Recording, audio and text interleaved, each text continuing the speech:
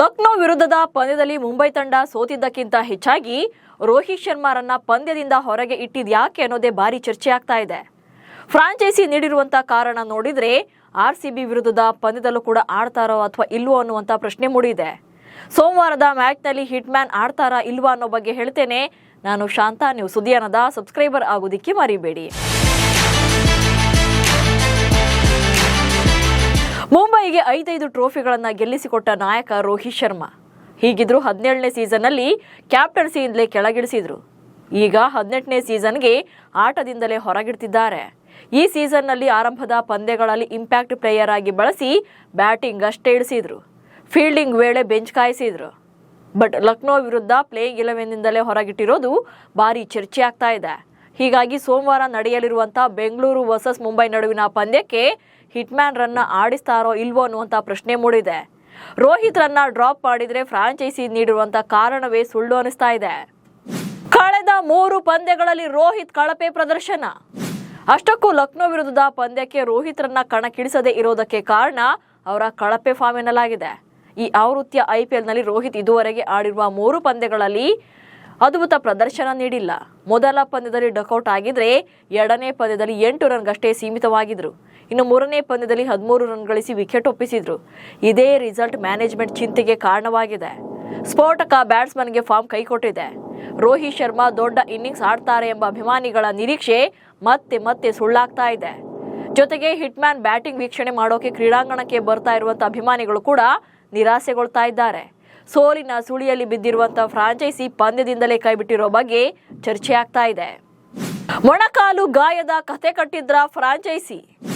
ಲಕ್ನೋ ವಿರುದ್ಧದ ಪಂದ್ಯದ ವೇಳೆ ಮುಂಬೈ ಇಂಡಿಯನ್ಸ್ ನಾಯಕ ಹಾರ್ದಿಕ್ ಪಾಂಡ್ಯ ಟಾಸ್ ಮಾಡೋಕೆ ಬಂದಾಗ ಪ್ರಾಕ್ಟೀಸ್ ಟೈಮಲ್ಲಿ ರೋಹಿತ್ ಶರ್ಮಾ ಮೊಣಕಾಲು ಗಾಯದಿಂದ ಬಳಲ್ತಾ ಇದ್ದಾರೆ. ಹೀಗಾಗಿ ಅವರನ್ನ ಪಂದ್ಯದಿಂದ ಆಡಿಸ್ತಾ ಇಲ್ಲ ಅಂತ ಹೇಳಿದ್ರು. ಈ ಸುದ್ದಿ ಕೇಳಿ ಎಲ್ಲರೂ ಕೂಡ ಆಶ್ಚರ್ಯಗೊಂಡಿದ್ರು. ಆದರೆ ರೋಹಿತ್ ಶರ್ಮಾ ನಿಜವಾಗೂ ಕೂಡ ಗಾಯಗೊಂಡಿದ್ದಾರೆಯೇ ಅಥವಾ ಕಳಪೆ ಪ್ರದರ್ಶನದಿಂದಾಗಿ ಅವರನ್ನ ಕೈ ಬಿಟ್ರ ಅನ್ನುವಂಥ ಪ್ರಶ್ನೆ ಅಭಿಮಾನಿಗಳನ್ನ ಕಾಡ್ತಾ ಇದೆ.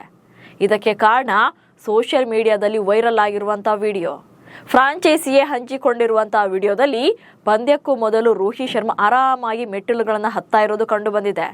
ಇದಕ್ಕೂ ಮೊದಲು ಪಂದ್ಯದ ಹಿಂದಿನ ದಿನ ರೋಹಿತ್ ಶರ್ಮಾ ಜಹೀರ್ ಖಾನ್ ಅವರ ಬಳಿ ಅಗತ್ಯವಿದ್ದಾಗ ನಾನು ಎಲ್ಲವನ್ನೂ ಮಾಡಿದ್ದೇನೆ, ಈಗ ನನಗೆ ಯಾವುದನ್ನೂ ಸಾಧಿಸಿ ತೋರಿಸಬೇಕಾದಂಥ ಅಗತ್ಯ ಇಲ್ಲ ಅಂತ ಹೇಳ್ತಾ ಇರುವಂಥ ವಿಡಿಯೋ ಒಂದು ವೈರಲ್ ಆಗಿತ್ತು.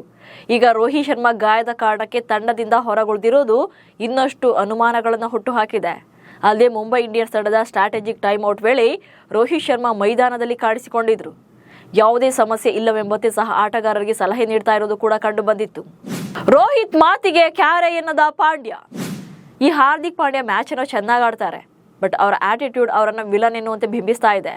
ಲಕ್ನೋ ವಿರುದ್ಧ ಪಂದ್ಯದಲ್ಲಿ 5 ವಿಕೆಟ್ ಪಡೆದಿದ್ದಂಥ ಪಾಂಡ್ಯ ಕೆಲ ನಿರ್ಧಾರಗಳಿಂದ ವಿಲನ್ ಆಗಿದ್ದಾರೆ. ತಿಲಕ್ ವರ್ಮಾರನ್ನ ಸುಮ್ಮನೆ ರಿಟೈರ್ಡ್ ಔಟ್ ಮಾಡಿಸಿ ಅಭಿಮಾನಿಗಳ ಕೆಂಗಣ್ಣಿಗೆ ಗುರಿಯಾಗಿದ್ರು.